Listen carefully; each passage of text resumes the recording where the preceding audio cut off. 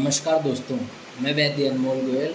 आज मैं बात करने वाला हूँ एक ऐसे साइंस की जो हमारे लिए बनाया गया था, हमारे अच्छे के लिए बनाया गया। सुश्रुत, आचार्य चरक, जिन्होंने उस टाइम की सिचुएशंस को देखते हुए हम लोगों के लिए क्या बेटर हो सकता है उस पर काम किया, क्या अच्छी चीज़ें हो सकती हैं उस पर काम किया। लेकिन वो होता है ना, जब आपको किसी चीज़ की वैल्यू नहीं होती है तो आपको ना तो उसकी इम्पोर्टेंस समझ आती है और ना ही एग्जैक्टली वो चीज़ क्या है वो आपको नहीं समझ आएगी। एंशिएंट साइंस ऐसा साइंस जो 5000 साल पहले डेवलप किया गया, किसके लिए?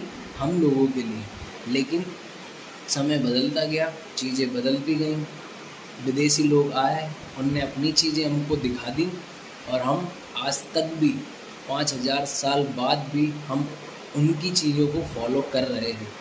क्या आपको लगता है ये सही है?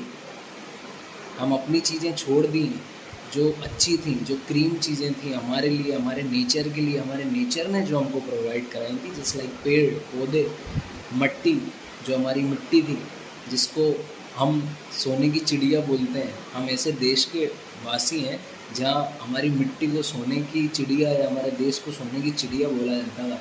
तो आप सोच सकते हैं कि इसकी एक एक मिट्टी, एक एक पेड़ हम लोगों के लिए कितना इम्पोर्टेंट था। लेकिन विदेशी आए, उनने हमको इतना ग्लैमर दिखाया, इतनी नई नई चीज़ें दिखाई, तो हम तो खो गए और अभी भी हम उसमें ही डूबे हुए हैं। कोरोना आया, कोरोना के बाद भी थोड़ा सा एक लोगों के दिमाग में आया, समझ आया, लेकिन नहीं, वो एक झटका था सिर्फ, जिसने एहसास दिलाया आपको कि क्या है हमारा देश, क्या है हमारी मिट्टी, क्या है हमारे पेड़ पौधों की ताकत, क्या है हमारी वनस्पतियों की ताकत और क्या हमारा साइंस है, क्या एग्जैक्टली हमारा एंशिएंट साइंस था, क्या हमारा आयुर्वेद था जिसमें कोई साइड इफ़ेक्ट नहीं। सिंपली एंड ईजी चीज़ों से हमारे आचार्यों ने चिकित्साएँ की, पेशेंट्स की हेल्प की, लोगों की जान बचाई। जो भी सिचुएशन, जो भी व्यवस्थाएँ उपलब्ध थी उनको यूज़ करके अपनी चिकित्साएँ की।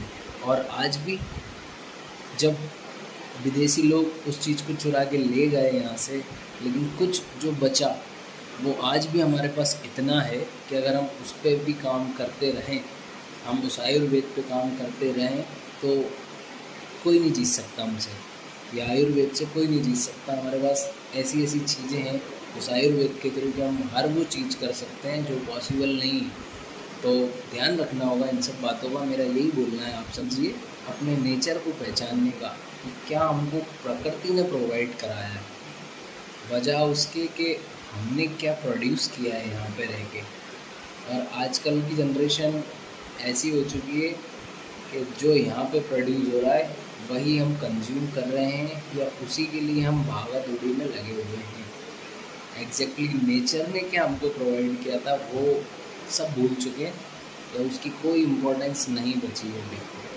तो ऐसा नहीं होना चाहिए। उसके साथ साथ 5000 साल पुराना जो हमारा साइंस है, एग्जैक्टली जो हमारे आचार्यों ने हमारे लिए बनाया, तो आप अगर मेरे से पूछेंगे तो I am so much fortunate about that कि मुझे Acharya Charak, father of medicine, Acharya Sushruta, father of surgery, इनके द्वारा की गई चीज़ों के बारे में मुझे जानने का मौका मिला, मुझे पढ़ने का मौका मिला। और कहीं ना कहीं वो चीज़ें बहुत हेल्पफुल भी होती हैं। डे टू डे लाइफ में क्या कंज्यूम करना चाहिए, क्या नहीं करना चाहिए, ये मुझे पता पड़ा। ये शायद मैं MBBS पढ़ के नहीं पता कर पाता। दैट्स वाई मैं ऐसा बोलना चाहूँगा, जो भी लोग फ़िलहाल की कंडीशन में तैयारी कर रहे हैं या बनना चाहते हैं डॉक्टर, प्लीज़ थोड़ा सोचिए, समझिए।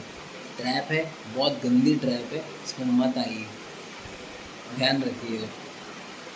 और कुछ जानकारी चाहते हैं, कुछ बात करना चाहते हैं तो मुझे कमेंट में बता सकते हैं, मुझसे बात कर सकते हैं। चैनल को सब्सक्राइब कर लीजिए। एक ही चीज़ बोलना चाहूँगा कि अपने लिए, अपनों के लिए सही चीज़ चुनें, आयुर्वेद चुनें।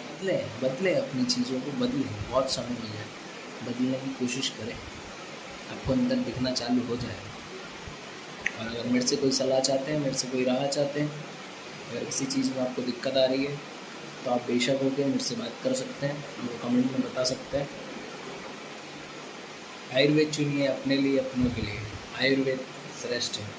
जय आयुर्वेद। Thank you.